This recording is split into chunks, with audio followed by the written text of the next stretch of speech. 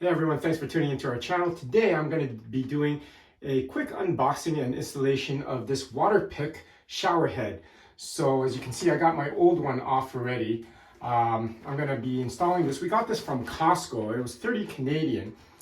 Just to show you some features of it here. There's two different positions. You can put it on a high position or a low position down here. There's a 5-foot what do they call it? A 5-foot cord that leads the water out to the shower head. There's different types of massages, massage modes. There's a PowerPulse massage, then there's different types, full body, PowerSpray. And so it seems like a pretty good shower head. I'm gonna do an unboxing right here. Let's see what we have. So look down here, we'll have a look here. So we have the instruction manual, which is, I'm assuming it's pretty self-explanatory. And then if we open this part up here, we have the shower head itself. And then we have this part, which is the docking portion of it. So I believe that we can screw this part on. That goes on just like so. It twists on with the easily there.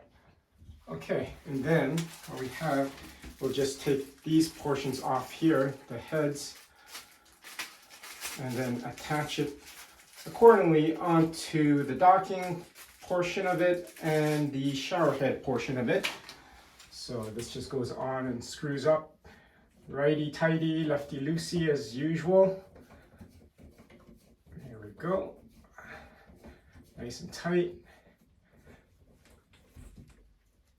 And then we'll have this part that just, again, screws on as normal. So as I was saying, there's two different ways you can dock this. Just grabbing this out here.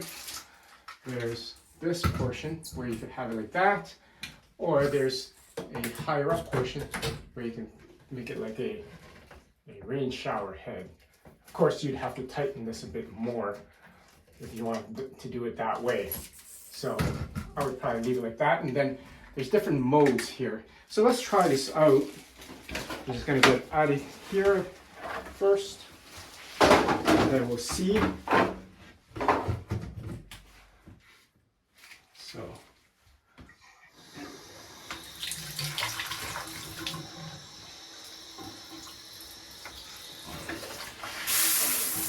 So we have that mode, and then that's kind of low. So yeah, I guess there's two modes. There's got to be more because it's not using the front ones. Let me just see here. Oops. Here we go.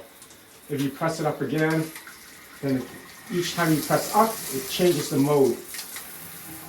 Okay, so that's that. Pretty simple to install.